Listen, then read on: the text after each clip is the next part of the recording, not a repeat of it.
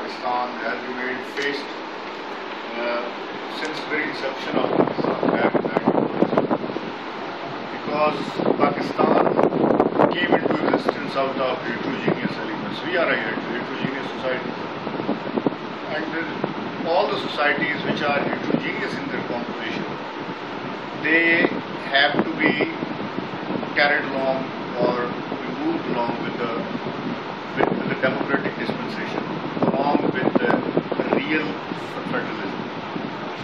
These are the two elements which are necessary to mitigate ethnocentric tendencies. But in case of Pakistan, both the elements have been failing since very inception of Pakistan. So its natural concomitant has been the ever rise in ethnocentrism or ethnocentricism, which has always been giving jolt to the Federation of Pakistan. See, this is ethnocentric tendencies have rendered the Federation of Pakistan to be the most weakest federation on earth. Yes, next. So, in your view, what are the basic causes of ethnic division in Pakistan? Right. There are multiple causes. First one is institutional failure. It has been the breakdown of institutions which has given a spur to ethnocentrism in Pakistan.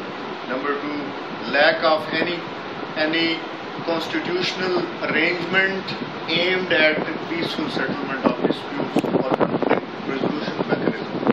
So conflict resolution mechanism has been a missing link in Pakistan as far as constitutional arrangement has been concerned, which could not.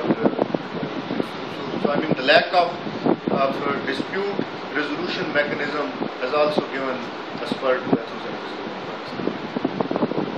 So, what are the main impacts of ethnic divisions on our culture? Impacts of ethnic division on a culture? Right. Ethnicity is basically in itself is cultural given. Right. So this is ethnicity predominantly emanates from culture or comes from culture, because ethnic identity have certain parameters and they all come from your culture. It could be based on your language. Language is part and parcel of your culture. Every language comes through your cultural evolution. Number two, it could be based upon your religion, your sect. That is also cultural given, because your culture has a very close link with your religion. In fact, culture comes from through your religion, right? So all these cultural tendencies have impact on your ethnicity, and if one particular ethnic group takes a lead, or it starts transcending other cultures, then the ultimate result is cultural friction, that various cultures come into friction with each other. Is it clear? Okay.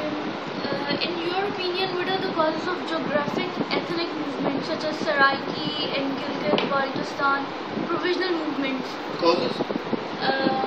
Causes of geographic ethnic movements such as Balochistan national movement. Okay. Yes. Again, I would call it institutional failure and lack of economic development on equal footing. Right? Wherever history is testimony to the fact that wherever there have been economic disparities, that those economic disparities have given rise to centrifugal tendencies or ethnocentric tendencies. Number one, in case of East Pakistan, it was the main or the predominant factor was their economic deprivation. Likewise, the same thing goes for Balochistan as well as Saraiki areas, not province as yet, because in Balochistan they do not have any. 5% of the schools are located in Balochistan, right? More than 17 minerals out of 20 plus minerals are found in Balochistan, right? When gas was discovered back in 50s from Balochistan, various areas of Punjab were supplied with gas, whereas Quetta received their own gas in 1982. So with this kind of development and with this kind of equal progress, how can you expect provinces to be adhering to a particular federation? So the main thrust of the argument is that in case of Saraiki areas as well as in Balochistan, economically they are lagging behind. That's why they are more ethnic as compared to other places. Yes. What are the causes of Pathan-Mojer conflicts in Karachi? Pathan-Mojer conflict in Karachi, right. So Karachi presents a very kind of ethnic admixture, right? All the ethnic communities are living in Karachi. There are Pashtuns, there are Mohajers, there are local Sindhis. Initially, it was because whenever outsiders arrive at a particular territory, when communities immigrate from other territories to a particular territory, then a struggle for resources starts there. I mean, those who immigrate to a particular area, they become contestant of the already existing resources of that area. Mohajir came and they become contestant for the resources of Sindh province.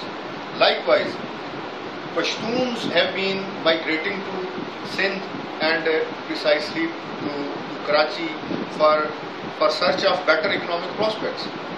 So they eventually and afterwards they became holders of the whole transport operating in the entire city of Karachi.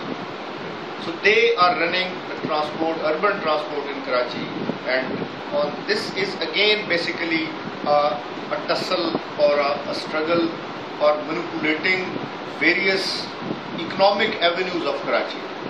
So that has assumed the form of Pashtun Mohajir conflict in Karachi. So this is again the venue for hegemonizing various economic opportunities in Karachi.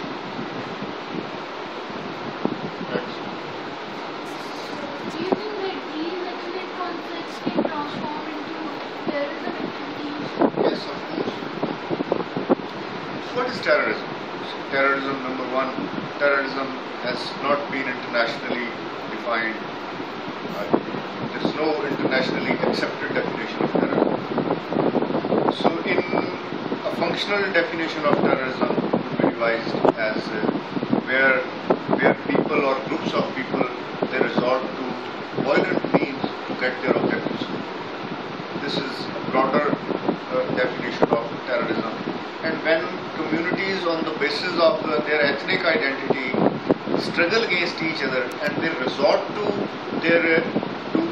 violent means to get their ends achieved, that can also be interpreted as terrorism. So how can education help to reduce this ethnic tensions? Right. You see, people have various associations and various affiliations in the society. Your ethnic affiliation or ethnic association can be one of the multiple associations of every human being. This is not your sole identity, and your affiliation to one particular group cannot address your all needs and requirements. Those who are affiliating themselves with Baloch ethno-nationalism, why are they coming to GC University?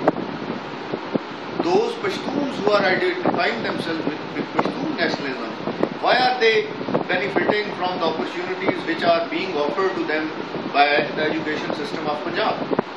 Right? It means that they are transcending above their ethnic identity. And they are transcending above their ethnic identity because of rational choice theory. That this is also one of the theories of ethnicity is your rational choice theory, that human beings are rational beings. They make rational choices, they apply their reason, their wisdom. Right? So education enables people to make better choices and better decisions. So that's how people start realizing that basically their interests, they overlap their various identities, they cut across each other. So I think that's the core thing, that education enables people to transcend or rise above their parochial and their regional identities.